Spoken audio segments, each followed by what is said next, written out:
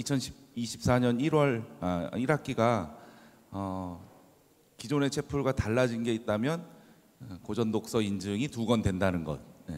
그것 때문에 또 클릭을 한 학우들도 많이 계실 거고, 그래서 교목 실장님과 교목인 제가 이렇게 채플에 대해서 좀 논의하다가 고전 독서 인증을 좀 해주면, 또 우리 세종대학교의 고전 인증 가운데 종교 관련 책들이 상당히 많이 있습니다. 그래서 그것들을 또 읽을 수 있는 기회도 되고, 또 채플 시간에 한 2시간 정도, 2번 정도는 그 종교 서적을 좀 한번 또 같이 나누는 그런 시간을 마련하면 혹시 좋겠다 싶어서 고전 독서 인증 2권이 인정이 됩니다. 그래서 여러분 채플을 잘 또 수강해 주시고요. 오늘은 그 고전 독서 2권 가운데 이제 교목 실장님은 14주 차에 하실 거고, 7주 차에 이제 제가 먼저 이 책을 가지고 오늘 한번 나누어 보고자 합니다. 프로테스탄티즘의 윤리와 자본주의 정신, 막스 베버의 책인데요. 먼저 프로테스탄티즘이 뭐냐라는 것을 조금 우리가 전 이해를 알기 위해서 기독교의 역사를 간략하게 제가 좀 소개해 드리도록 하겠습니다. 제가 담당하는 수업에 좀 함께 하셨던 분들은 한 번쯤 이 과정, 이 시기, 이 역사적인 도표를 좀 보셨을 거예요. 그래서 보신 분들은 또 리마인드하는 계기가 될 테니까 한번 보시죠.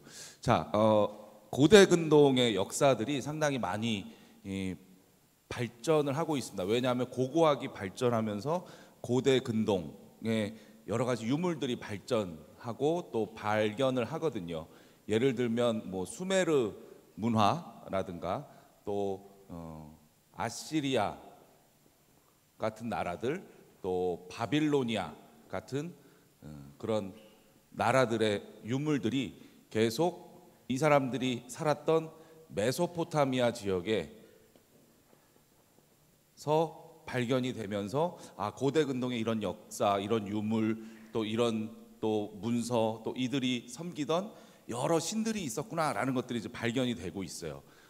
그리고 바빌로니아는 또 페르시아라는 제국에게 또 이제 멸망을 당하고요. 페르시아는 이제 그리스, 헬라, 알렉산더 대왕에게 이제 함락이 되죠. 그리고 그리스에 이어서 이제 로마 제국이 이제 서양에 이제 나타나게 됩니다. 구약 성경을 보면, 이 구약 성경, 기독교의 구약 성경을 보면 이 고대 근동의 역사와 맞물린 이야기들이 상당히 많죠. 아브라함 얘기 많이 들어보셨죠? 뭐 믿음의 조상이라기도 하고, 100세의 아들 이삭을 낳았던 아브라함이 살던 것이 이 수메르 지역이었습니다. 갈대아 우루라는 지역에 살았죠. 그래서 여기서 믿었던 수메르의 다신들, 뭐 난다라든가 엔킬, 엔리, 뭐 이런 여러 가지 해, 달, 별, 뭐 여러 가지 신들을 또 믿고, 그런 신들의 신상을 만들어서 팔던 게 아브라함의 아버지 데라. 또 아브라함도 그 가업을 물려받았었는데, 이제 야훼 하나님이 내가 명령한 곳으로 가라, 본토 친척 아비집을 떠나서. 그래서 하란으로 갔다가 이제 가나안 땅에 딱 가게 되죠. 그래서 지금 이스라엘 사람들도 우리의 조상, 우리 믿음의 선조 아브라함이 신으로부터 명령받아서 갔던 땅이 이 이스라엘이다 해서 지금 그 땅을 지키려고 하마스와 헤즈볼라와 이란까지 지금 이제 또 난리가 났어요. 중동의 화약고가 이제 조금 또 발발 타오르고 있는 것 같습니다. 여튼 이런 구약에 나오는 이야기들이 고대 근동의 제국들의 역사와 맞물려서 나타난다는 걸 우리는 좀 알아두면서 성경을 보면 상당히 좀 더 흥미롭고 더 많이 와닿고 새로운 해석들을 또 가지실 수 있을 겁니다. 아시리아는 북이스라엘이란 나라, 북이스라엘은 솔로몬 왕이 죽고 나서 다윗과 솔로몬 때 정말 유다 왕국, 이스라엘 왕국은 대단한 나라였거든요. 아주 강대국이었습니다. 이웃나라 시바에서 여왕이 왔는데 솔로몬이 그 여왕을 그냥 데리고 살아요. 그래도 다른 이웃나라가 아무런 말도 못하던 그런 아주 강한, 아주 강대국이었어요. 그래서 다윗과 솔로몬 때를 회복하자라는 운동이 이스라엘의 시오니즘의 운동입니다. 그래서 그 영광의 때, 우리가 강력했던 그런 강한 왕국을 회복하자는 그 시오니스트들이 막 활동하죠. 그들이 아주 또 네타냐후나 뭐 지금의 이스라엘의 아주 강력한 우파들이라고 좀 볼 수 있겠어요. 아시리아는 북이스라엘을 기원전 722년에 이제 함락을 시켜서 북이스라엘 사람들을 아시리아에 데려가서 혼합 정책을 펴기도 하고, 아시리아 사람들을 북이스라엘의 수도인 사마리아에 데려다 놓고 또 혼합 정책을 펴면서 그 인종 혼합 정책을 이제 펼쳐 갑니다. 바빌로니아는 남유다, 솔로몬 이후에 왕국이 이스라엘 왕국이 북이스라엘과 남유다로 이제 분열이 되거든요. 남유다를 BC 586년에 이제 함락을 하고 점령을 하게 되죠. 아시리아가 혼합 정책을 폈다고 하면 바빌로니아도 마찬가지로 남유다의 똑똑한 사람들을 자기네 나라로 끌고 가서 자기네 나라 바빌론화를 시켰어요. 마치 우리 일제강점기 때 똑똑한 사람들, 한국 사람들 데려가서 뭐 도자기도 만들게 하고 또 창씨 개명도 시키고 일본 황국 시민처럼 만드는 것처럼 바빌론도 그런 정책을 폈죠. 그러다가 이제 페르시아가 제국의 아주 강력한 나라로 등극을 합니다. 페르시아는 지금의 이란이에요. 그래서 이란 사람들이 아직도 자기들이 강대국이었던 이 페르시아 제국이었던 때를 항상 생각을 하고 있죠.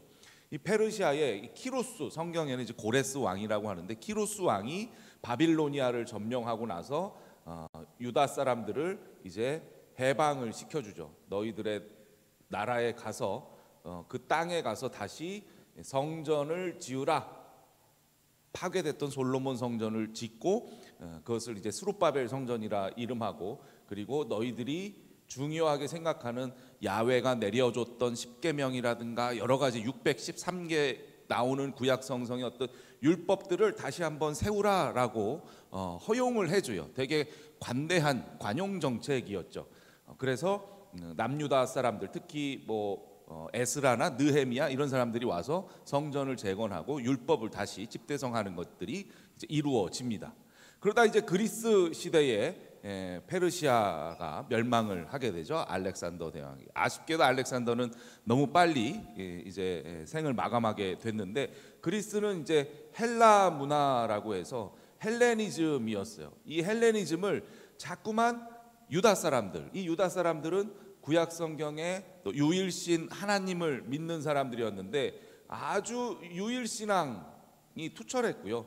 자기들이 갖고 있는 선민의식, 자기들이 이 유일신 야훼로부터 선택받은 민족이다라는 것들을 강하게 지니고 살고 있었습니다. 근데 헬라 문화는 제우스, 뭐 포세이돈, 아테나 뭐 여러 신들이 있잖아요.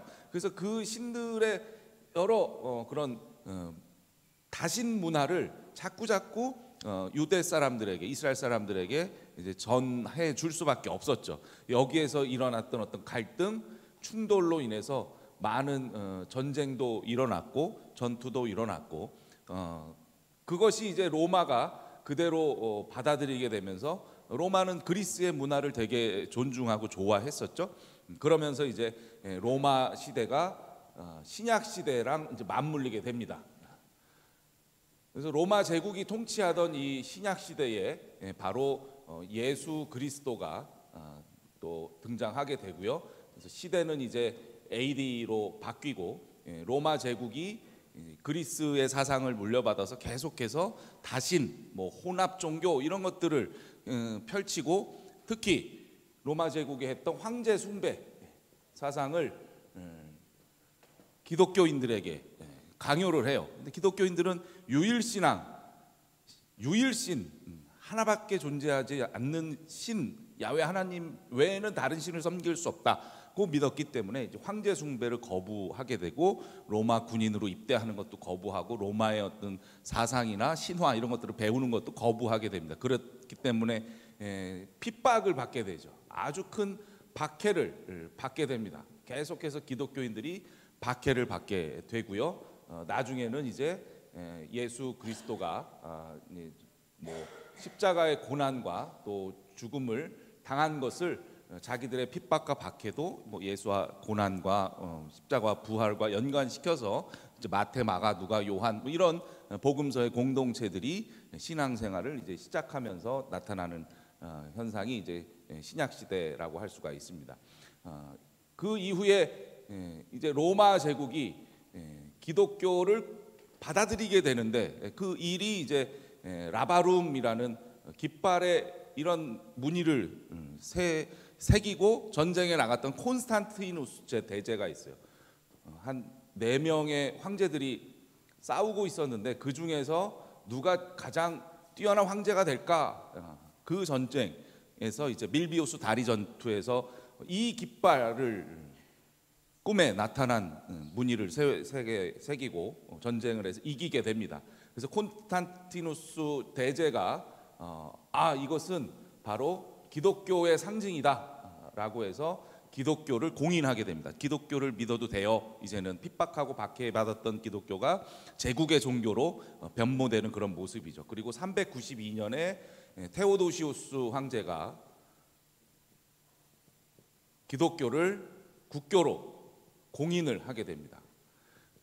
그래서 로마 제국이 기독교를 국교로 삼으니까 서양 전체가 기독교화 되는 거죠. 그래서 지금도 서양, 미국, 북유럽, 북미 또 이런 데 다 기독교인들이 상당히 많다는 것을 우리가 로마 제국의 영향 가운데서 볼 수가 있습니다. 이제 신학시가 넘어가면 이제 초대교회가 발생을 하고요.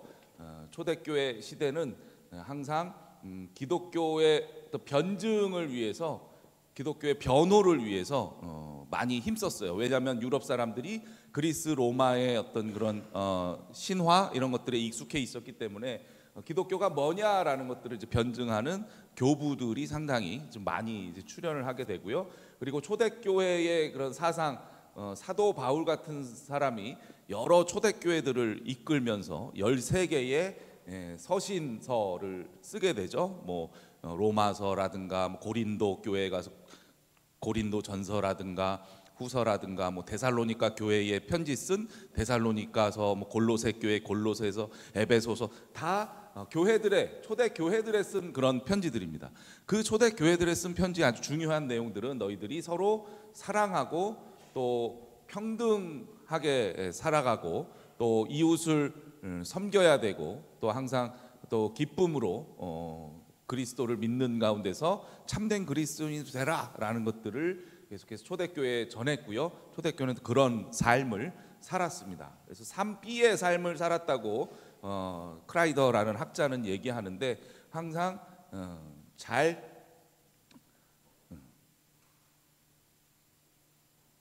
믿었어요. 믿음의 삶을 살았어요.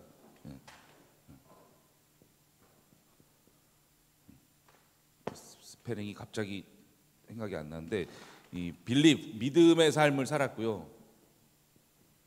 그리고 소속되는 걸 되게 중요시 여겼습니다. 우리 교회 안에 소속되는 거, 공동체 안에 소속되는 거, 그리고 자기들이 믿는 것을 행동하는 데 있어서 초대교회는 상당한 역할들을 했고 공헌들을 했습니다. 자, 그 이후에는 이제 중세교회가 펼쳐지는데요. 한 500에서 1500년 또 700에서 1500년이라고도 하는데 중세교회의 가장 중요한 특징은 바로 여러분들이 세계사 때 배웠던 교회 중심, 또 교황의 권위가 상당히 컸죠. 그리고 신중심의 그런 사회였습니다. 그리스 로마가 인간 중심의 어떤 문화들을 펼쳐갔다면 중세는 항상 신중심의 그런 문화였고 교회 중심, 교황의 권위가 매우 컸다는 것을 볼 수가 있겠죠. 그러다 보니까 교회가 점점, 교황이 또 그 밑에 있는 주교나 사제들이 점점 타락하기 시작했어요. 그 타락의 원인들은 돈이 많아지는 것, 또 자기들이 더 권력이 세지는 것. 그래서 항상 돈이나 권력 같은 것들을 너무 많이 갖게 되면 이 타락과 결부가 될 텐데 그 타락의 가장 중요한 어떤 초점이 발생합니다. 바로 면죄부 판매라고 할 수 있겠죠. 또 면벌부라고도 하고요. 당신이 함께 살던 조상들이 이 면죄부를 사면 지옥이나 연옥에 있다가도 이 면죄부를 산 돈이 면죄부함에 땡그랑 떨어질 때 천국으로 이동한다라는 그런 이상한 교리를 퍼뜨려서 면죄부를 팔고 성 베드로 성당을 크게 짓고 자기들의 배를 채우는 그런 타락한 모습이 일어납니다. 이런 모습을 보고 이 캐톨릭의 같은 사제였던 마틴 루터가 뭘 일으키죠? 1517년 10월 31일에 비텐베르크 성당 서문에 너희들 캐톨릭 교회 중심 신중심 주교 사제들 교황아, 이게 옳은 거냐? 면죄부를 판매하고 또 이상한 교리들로 사람들을 현혹하는 게 옳은 거냐 하면서 비텐베르크 서문에 95개조의 반박문을 붙입니다. 나랑 논의해보자, 토론해보자 하는 토론의 논제를 붙이지요. 면죄부 판매가 옳으냐, 성 베드로 성당을 이렇게 증축해서 사람들의 자원과 재산을 빼앗는 것이 옳으냐, 이런 이야기들을 하면서 마틴 루터가 이제 등장합니다. 이것이 바로 르네상스 시대와 좀 맞물리면서 인문주의, 인간 중심 시대와 맞물리면서 종교 개혁이 일어나죠. 이 종교 개혁이야말로 개인주의 또 주체 사상의 출현이라고 볼 수 있겠고요. 마틴 루터는 종교 개혁의 또 선봉에 서면서 1세대 종교 개혁자라고 볼 수 있습니다. 마틴 루터와 쯔빙글리 같은 사람, 그리고 한 50년 후에 종교 개혁을 어떻게 보면 집대성한 학자가 나타나는데 그 사람이 바로 존 칼빈이라고 할 수가 있겠죠. 프랑스 사람이었어요. 칼뱅이라고 하죠. 이 칼뱅. 자, 칼뱅의 이야기는 마틴 루터와 쯔빙글리 여러 그 1세대 그 이전 세대 종교 개혁자들의 이야기를 교리들을 이어받아서 그것들을 더 발전시켰습니다. 그 발전시킨 책이 바로 기독교 강요예요. 이 강요는 요약 또는 핵심이라고 할 수가 있겠고요. 이 종교개혁 시대에 루터, 칼빈, 기독교 강요, 또 칼빈의 사상을 이어받은 여러 사람들이 나옵니다. 그 사람들이 바로 프로테스탄트라고 할 수 있겠죠. 마틴 루터도 마찬가지로 프로테스탄트입니다. 근데 칼뱅 사상의 프로테스탄트들을 막스 베버의 책에서 국한해서 얘기하고 있는 거예요. 또 청교도, 퓨리탄이라고도 합니다. 옛날에 퓨리스라는 생수가 있었는데 정결하다, 깨끗하다 이런 뜻의 의미가 바로 퓨리탄, 청교도라고 할 수가 있겠죠. 그리고 칼뱅주의, 요 세 단어가 다 똑같은 개념입니다. 프로테스탄트, 청교도, 칼뱅주의. 이 것들이 의미하는 것이 바로 막스 베버의 연구 주제의 프로테스탄티즘이라고 할 수 있습니다. 루터도 프로테스탄트, 이 저항하다라는 의미를 가진 캐톨릭의, 로마 캐톨릭의 이런 그릇된 모습에 저항하다라는 뜻을 가진 프로테스탄티즘이 바로 저 책에 나오는데, 루터의 프로테스탄티즘이나 쯔빙글리의 프로테스탄티즘과 좀 다르게 칼빈의 프로테스탄티즘에만 국한되어 있다고 볼 수가 있어요. 그 이후에는 이제 근대 시대가 도래하면서 과학, 이성, 합리, 계몽 이런 시대가 오죠. 그래서 기독교 역사적으로는 이제 자유주의 시대가 도래하기도 하고, 인간의 자유, 인간은 이성이 있고 과학적이고 합리적이기 때문에 그냥 냅둬도 잘할 거야 라고 했는데 일어난 게 1, 2차 세계대전이었습니다. 세계대전을 겪고 나서 안 되겠다 하고서 다시 말씀으로 돌아가자 이런 신정통주의 운동도 생겨나고요.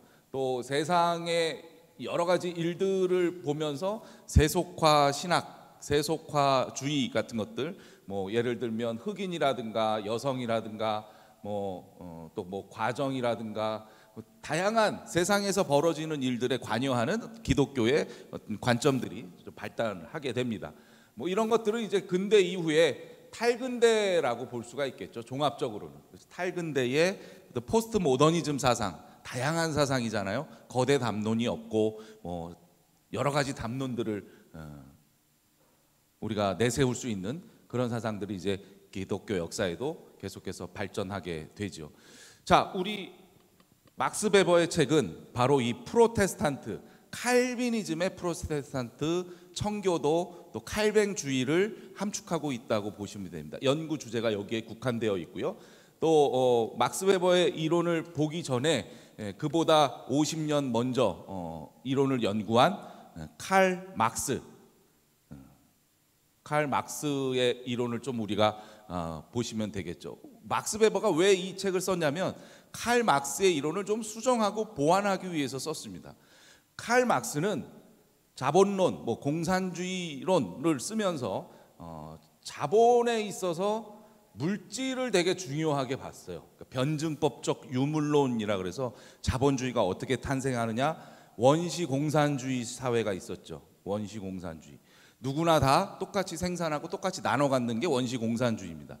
그러다가 갑자기 고대 노예제 사회가 원시 공산 사회에서 고대 노예제 사회가 생겨납니다. 왜냐하면 원시 공산 사회에서 똑같이 농사짓고 나눠 먹고 하다가 어떤 애가 돌칼이나 뭐 좀 뾰족한 걸 발견해서 농사를 더 잘 짓는 거예요. 그래서 더 많은 수확을 올렸어요. 옆집 사는 애가 야, 너 어떻게 그렇게 더 옥수수를 많이 캤니? 나 겨울에 먹을 거 없는데 좀 줄래? 그럼 너 우리 집 화장실 청소해라 하면서 이제 주종 관계가 생겨난 거죠. 지배 관계가 생겨나는 겁니다. 공산주의에서 이제 노예제 사회가 된 거예요. 주종 관계가. 그러다가 이제 중세 가면은 그 관계가 더욱더 확고해지죠. 중세 봉건제 사회가 되고 근대 자본주의 사회로 변천하게 됩니다. 자, 영주, 귀족, 왕, 영토, 땅이 되게 중요했었죠. 이 땅이라는 게 중세 봉건에서는 생산 수단이었어요. 근대 자본주의에서의 생산 수단을 가진 자가 바로 유산자라고 불리죠. 그리고 생산 수단을 갖지 못한 자가 무산자라고 불립니다. 프랑스어로는 유산자가 부르주아고 무산자가 프롤레타리아이죠. 그래서 칼 막스는 자본주의는 이 생산 수단을 가진 유산자가 생산 수단 없는 무산자를 착취하는 구조가 될 수밖에 없다라고 생각을 합니다. 예를 들면 카페에서 아르바이트를 하는데 사장님이 휴일인데 손님이 많을 것 같아. 좀 나와. 형님 저 바쁜데요. 좀 돈 한 2,000원 더 줄게. 어쩔 수 없이 또 나. 계속해서 노동력이 착취당합니다. 그래서 막스의 이 자본주의가 생겨난 것은 앵클로저 운동이라고 양들이 이제 사람을 잡아먹는다라고도 이제 얘기하는 그 앵클로저 운동에서 양들을 더 키우려던 영주 지주들이 이제 노동자들을 밖으로 내몰면서 이제 무산 계급이 생겨서 산업혁명의 그 노동자 계층이 생겨났다고 얘기하는 데서 이제 나왔습니다. 여튼 물질을 중심으로 어떻게 보면 자본주의의 좀 좌파적인 입장이라고 볼 수가 있습니다. 그러니까 막스 베버는 자본을 물질, 돈에서 생산 수단의 유무에서 본 거예요. 그러면서 계속해서 가진 자와 못 가진 자들의 갈등, 충돌 이걸 해결하려면 어떻게 해야 되냐? 못 가진 사람들, 이 프롤레타리아들이 혁명을 일으켜야만 이 생산 수단이 없어진다. 어떤 혁명? 프롤레타리아 혁명입니다. 이 프롤레타리아 혁명이 뭐냐? 바로 공산주의를 이룩하는 거죠. 그래서 많은 나라들이 여기에 심취하고 빠져서 와 우리 다 잘 살 수 있대. 와 저 귀족들, 저 돈 많은 사람들, 저 자본가들 몰아내고 우리 생산 수단을 다 공동으로 가져서 공동으로 다 같이 함께 잘 살자 했는데 인간의 탐욕, 또 인간의 억압, 또 인간의 어떤 권력욕 이런 것들은 없어지지 않죠. 공산주의가 발현했어도 거기에서 그것들을 관리하는 사람들의 어떤 착복이라든가 갈취라든가 이런 것들이 계속 이루어지고 1990년에 소련의 몰락으로 공산주의는 이제 막을 내리게 됩니다. 베버는 그것을 미리 알고 있었던 것 같아요. 막스 베버는 자본주의는 물질이 아니라 정신에서 비롯된다. 자본주의는 꼭 돈만이 아니라 정신에서 비롯된다. 어떻게 보면 자본주의를 보는 약간 우파적인 성향이라고 좀 볼 수가 있겠죠. 그러면서 어떤 정신이냐? 바로 이 칼뱅주의의 정신이다. 칼뱅주의의 정신이 뭐냐? 프로테스탄티즘의 정신이고 청교도의 정신인데 그 정신의 가장 중요한 개념은 바로 신의 주권을 인정하는 것이다라고 얘기합니다. 신이 인간을 통치하고 신이 다스린다라는 것으로 보시면 되겠어요. 두 번째는 이중 예정의 교리입니다. 이중 예정.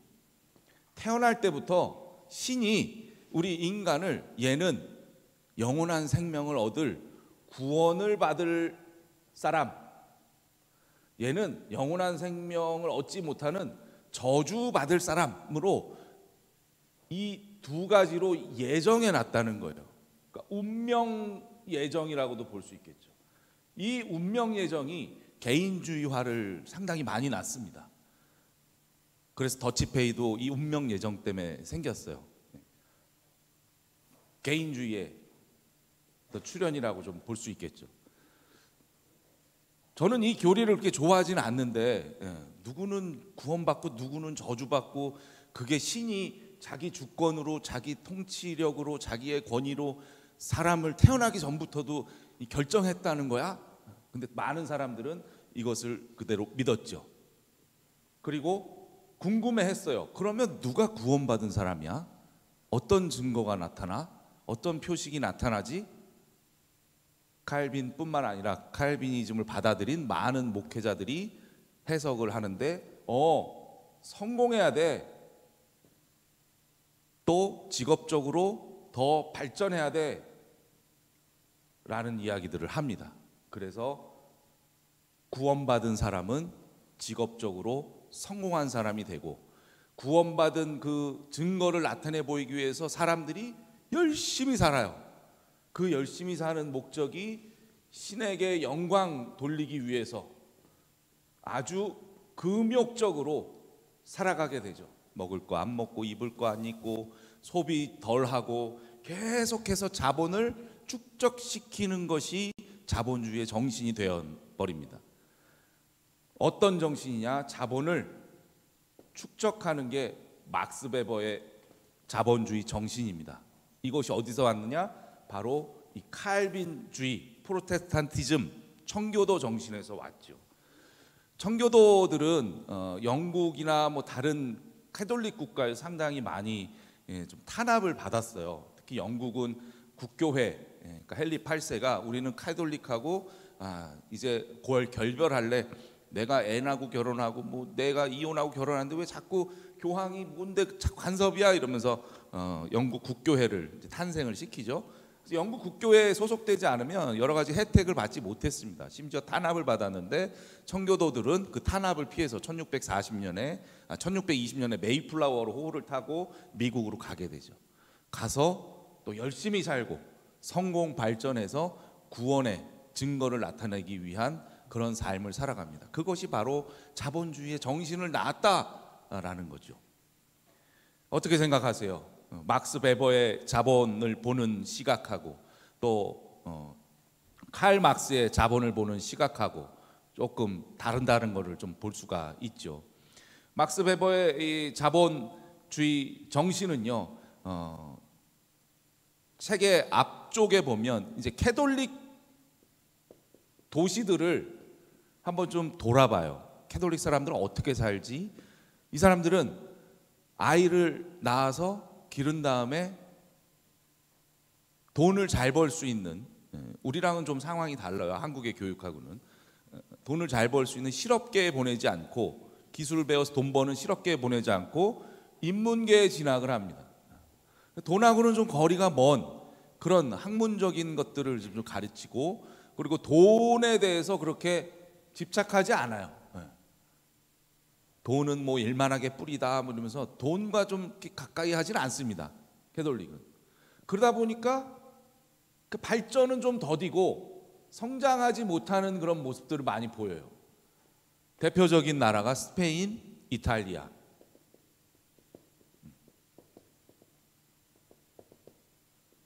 그런데 개신교라고 하는 프로테스탄티즘, 특히 칼비니즘을 이어받은 이 프로테스탄트들은 도시들을 보고 그 나라들을 보니까 아주 발전하고 성장해요. 아주 돈을 벌고 자본을 축적하는데 아주 열심히 해요. 그리고 실업계를 보내서 빨리 기술을 배우고 취직시키도록 합니다. 그런데 막스 베버는 유대인의 고리대금 같은 그런 돈 벌기는 정말 그건 천민자본주의라고 얘기하죠. 열심히 금욕하면서 자본을 축적하는 것이 자본주의의 올바른 정신이라고 얘기합니다. 대표적인 나라 영국, 미국. 우리도 자본주의를 빨리 받아들였으면 더 강대국이 됐겠죠. 그런데 외국의 나라들이 이렇게 같이 무역하자, 수교 맺자, 우리 같이 이렇게 자본을 좀 한번 예쁘게 맛봐라 했을 때 쇄국 정책, 막 위정척사 이런 걸로 한국하고 중국은 문을 닫았어요. 근데 일본은 문을 열었죠. 미국, 뭐 영국, 네덜란드 뭐 이런 나라들의 문을 열면서 자본주의를 빨리 받아들였습니다. 그래서 일본이 얼마나 많이 우리보다 앞서서 성장한 경우를 이제 볼 수가 있죠. 이 자본을 받아들이는 것들이 나라를 더욱더 부강하게 한다는 것, 거기에 막스 베버는 초점을 두고 도대체 어떤 자본주의 정신이 있기에 나라가 부강해지는가라는 것들을 연구한 것이 우리가 필독서로 읽어야 될 프로테스탄즘의 윤리와 자본주의 정신입니다.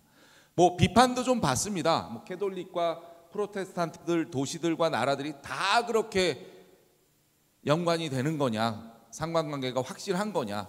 캐톨릭인데도 뭐 잘 사는 사람이 있고 프로테스탄트즘인데도 못 사는 사람들이 있는데 케이스 바이 케이스인데 너무 이것을 다 하나로 묶어서 규정해서 주장하는 거 아니냐라는 비판도 좀 받고 있습니다만, 그래도 베버의 이 이론은 자본주의를 물질에 국한하지 않고 정신에서 발견했다는 것에 상당한 가치와 공헌을 두고 있죠.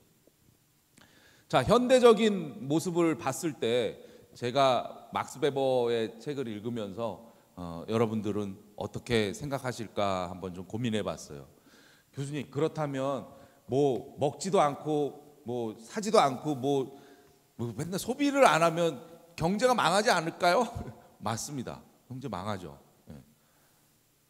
대공황이 그랬잖아요. 대공황 때 1929년 대공황, 생산은 많이 하는데 이제 소비를 잘 안 하니까 이제 멸망을 했고요.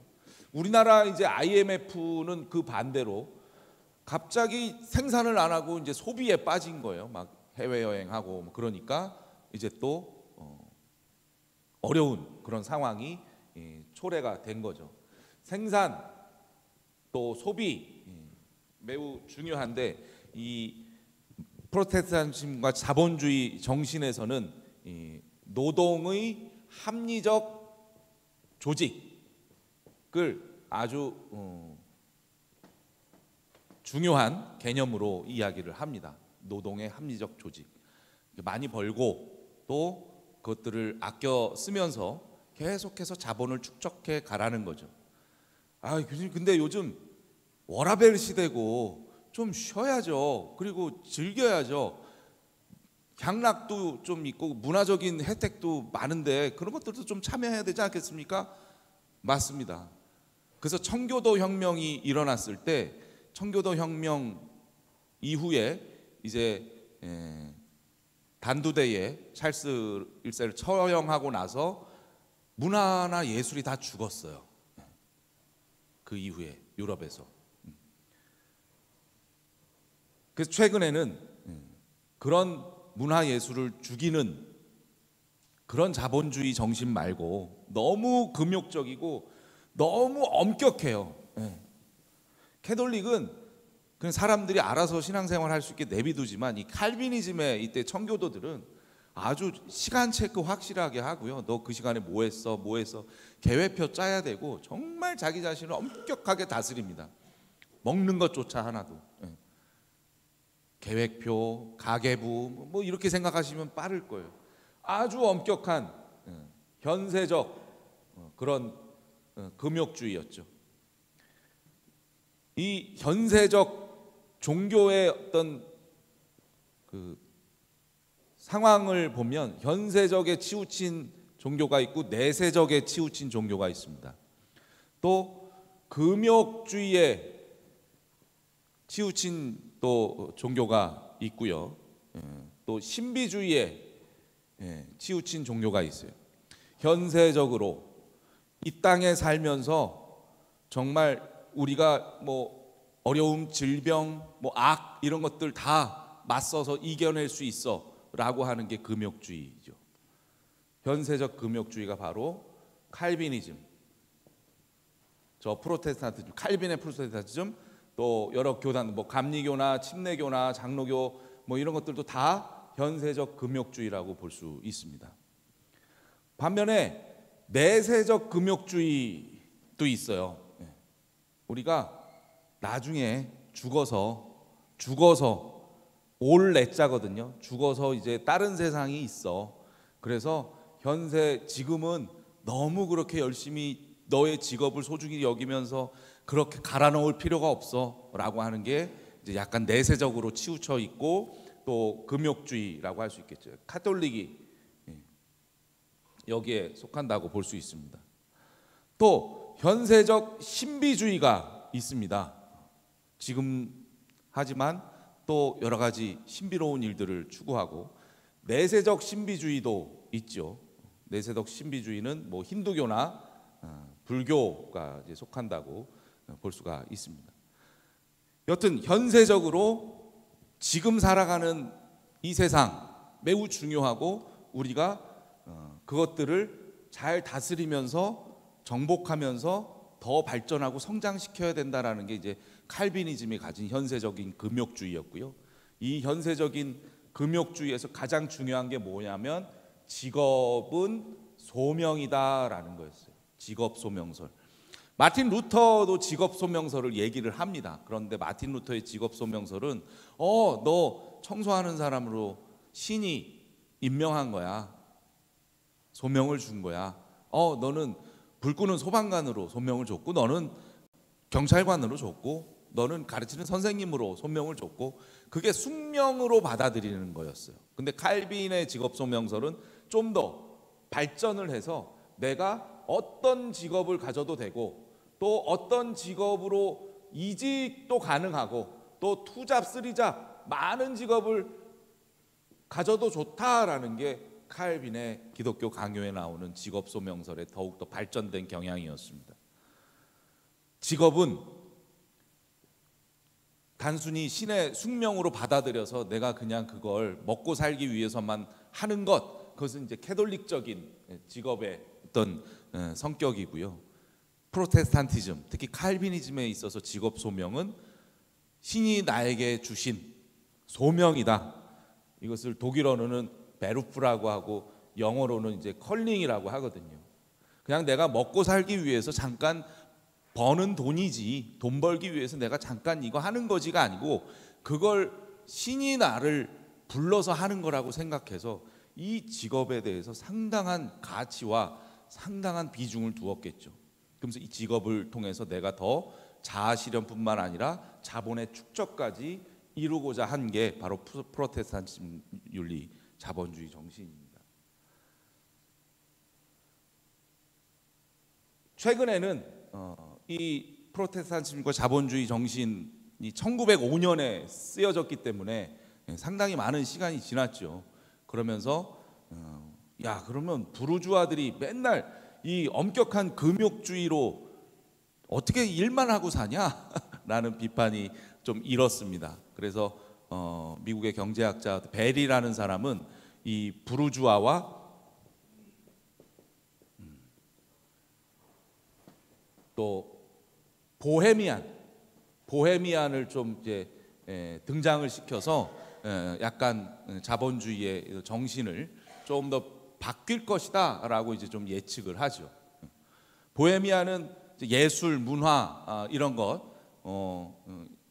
또 여러 가지 즐길 수 있는 우리가 생각하는 워크와 또 라이프의 어떤 균형을 중에서 좀 라이프를 좀 더 추구하는 그런 모습들을 볼 수가 있죠. 그래서 또 2001년에 나온 책이 보보스라는 책이에요. 부르주아와 보헤미안을 합쳐서 보보스라는 책이 나왔는데 부르주아의 어떤 그 직업적인 투철한 의식을 통해서 얻는 어떤 이윤들, 소득들 이런 것을 또 보헤미안의 어떤 문화적인 또 어떤 그 시간을 좀 더 또 기분 좋게 활용할 수 있는 어떤 낭만이라든가 이런 것도 좀 즐기면서 할 수 있는 그런 삶을 좀 추구해야 된다라는 게 또 보보스 같은 책들에도 이제 언급이 되어 있죠. 제가 독서 토론이나 고전 특강 수업도 이제 좀 맡아서 많이 하는데 많은 학우들과 토론을 하는 주제들이 바로 또 이런 경제 관련, 또 소비 관련, 뭐 자본 관련 이런 이야기들도 많이 합니다.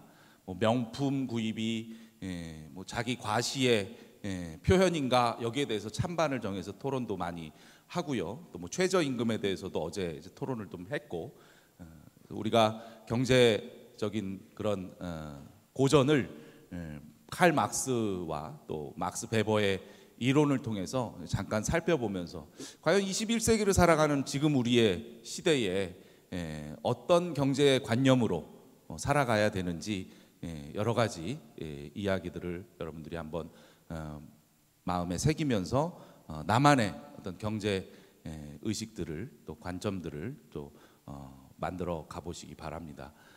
돈을 밝히는 사람은 문제지만 돈에 밝은 것은 반드시 필요합니다. 그리고 자본주의 시대를 살아가고 있는 우리가 정말 베버도 유대인의 고리대금업을 비판하면서 그것을 천민자본주의라고 했거든요. 우리 대한민국도 지금 천민자본주의 같아요. 돈이면 다 된다. 그리고 돈을 막 중세 봉건의 그 귀족들처럼 막 치장하고 우아한 거 이렇게 하는 걸로 자랑하고자, 인정받고자, 막 과시하고자 SNS 같은 것도 이용하면서, 그건 천민자본주의입니다. 어떻게 자본을 축적시켜서 많은 사람들에게 또 나누어주고 베풀어주고 그 자본이 더 좋은 자본들의 역할을 할 수 있도록 하는가가 막스 베버의 좀 책의 의도이고 목적이라고 할 수 있고요. 저는 특별히 또 감리교가 저의 신앙적인 전통이고 감리교를 창시한 사람은 이 16세기가 이제 루터, 쯔빙글리, 칼뱅이라고 한다면 18세기 영국에서 성공회나 뭐 청교도 그런 갱신 운동을 일으켰던 존 웨슬리입니다. 청교도들도 돈을 많이 버니까 이 18세기에는 또 막 변질됐어요. 부를 막 추구하고 그걸로 과시하고 그걸로 극장 가고 그걸로 오페라 막 뮤지컬 보고 그걸로 막 술집 가고 막 펍에 가서 즐기는 문화에 빠졌습니다. 그때 청교도들 정신 차려라 하면서 막 부의 위험성이라든가 뭐 여러 가지 부를 좀 한번 다시 한번 개념을 정리시킨 사람이 이제 존 웨슬리죠. 그 웨슬리의 설교에서 세 가지의 개념을 말씀드리고 마치고자 합니다. 첫 번째는 gain, 많이 벌어들여라. all you can, 네가 할 수 있는 만큼. save, 많이 저축해라. all you can, 네가 할 수 있는 만큼. give, 많이 나눠줘라. all you can, 네가 할 수 있는 만큼. 이 벌고 저축하는 것을 기부하기 위해서, 나누기 위해서 하라라는 존 웨슬리의 설교로 오늘 프로테스탄티즘과 윤리와 자본주의 정신을 마무리하도록 하겠습니다. 뭐 질문도 이렇게 좀 주고받았으면 좋겠는데요. 여러분들 또 중간고사 준비하셔야 되고 그러니까 뭐 꼭 물어보고 싶으신 게 있으면 제가 남아 있을 테니까 같이 또 잠깐 만나고 가셨으면 좋겠습니다. 자, 채플 7주차 우리 고전 독서 2권이 인증되는 세종대 2024학년도 1학기 채플 수업 첫 번째 책으로 프로테스탄티즘의 윤리와 자본주의 정신, 막스 베버의 저작을 같이 한번 정리하고 나누어 보았습니다. 여러분들의 경제 생활 또 자본에 대한 어떤 관점 이런 것들이 좀 더 확장되고 깊어졌기를 바라고요. 다음 시간에는 우리가 중간고사 기간이지만 여러분들 공부하면서 잠깐 머리 식히러 또 이곳에 오시면 숨콰이어가 있습니다. 특별히 이번에는 남성 4명이 중창을 해요. 아주 잘생기고 멋진 세종대 성악가 남성 4명이 중창으로 준비를 했습니다. 그래서 좋은 음악들 같이 듣고 나누면서 중간고사에 잠깐 쉬는 그런 한 30-40분 시간을 다음 주에 가지셨으면 좋겠습니다. 자, 오늘 수고 많으셨고요. 경청해 주셔서 감사하고 시험 준비 잘하시고 또 날씨 일교차 심합니다. 건강 유의하시기 바랍니다.